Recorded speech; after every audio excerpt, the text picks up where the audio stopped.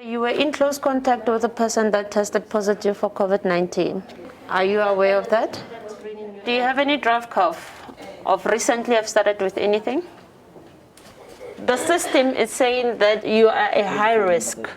I think we'll drive to your side, ne? And then we'll maybe show us so that you can get swabbed. Is that okay with you? My name is Claudia Mangwahape, and I'm a COVID-19 contact tracer.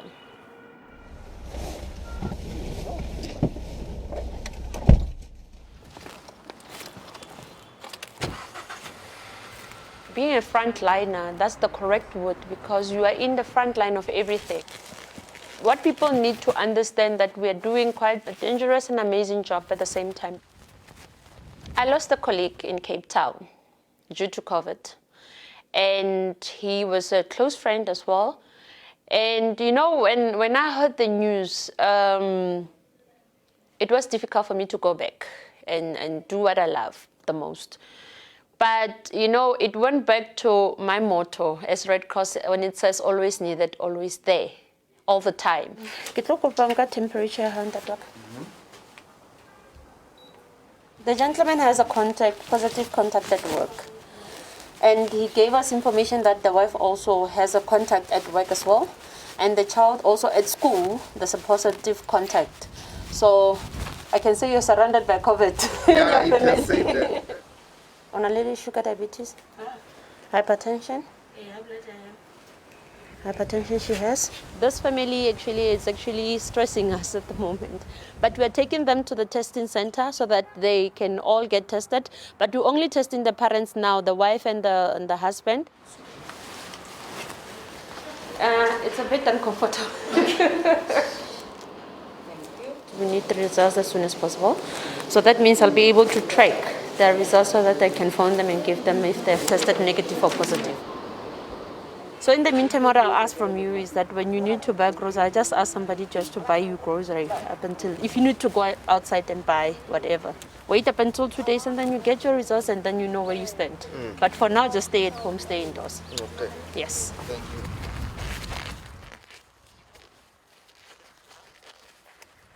Okay, for now, it's only 12 o'clock and we're doing the second case of today. The storm is here.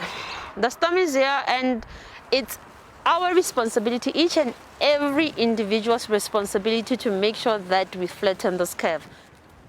The work is doubling because we are having now more cases and more positive cases and more contact tracing, more people that needs to be screened. So we are here testing a guy who's actually is a contact to a person that tested positive, which is the girlfriend, and he's actually presenting with symptoms. Also, he's staying with a 69-year-old granny who's also having underlying diseases as well. So the risk is that granny might also contract the disease if the results comes positive. So we've just collected the sample now, but we're hoping that he will the results will come out negative.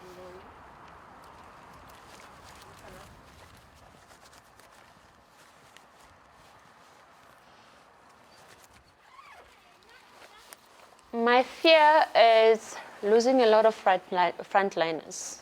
There's a lot of healthcare professionals that have tested positive. I'm also a single mother of 2 girls. If I were to die, what's going to happen to my kids? Right now, I'm on my way home. It has been quite a hectic day and stressful day, if I were to put it, with the people that we came close to, that we traced today. And when I get home, usually there's a routine that they already know. So they know they need to prepare a gown for me outside, and I need to take all of my clothes. So it's just taking that extra precautions even with my family. I'm just hoping for the best and also hoping that this COVID just goes away. I mean, just for us, when I sleep, when I wake up, I'm just thinking that I would hear the news that there's no longer coronavirus anymore. I'm using the word YOLO, like you only live once, and make the best of whatever that you have, the time that you have now, because you'll never know what will happen tomorrow.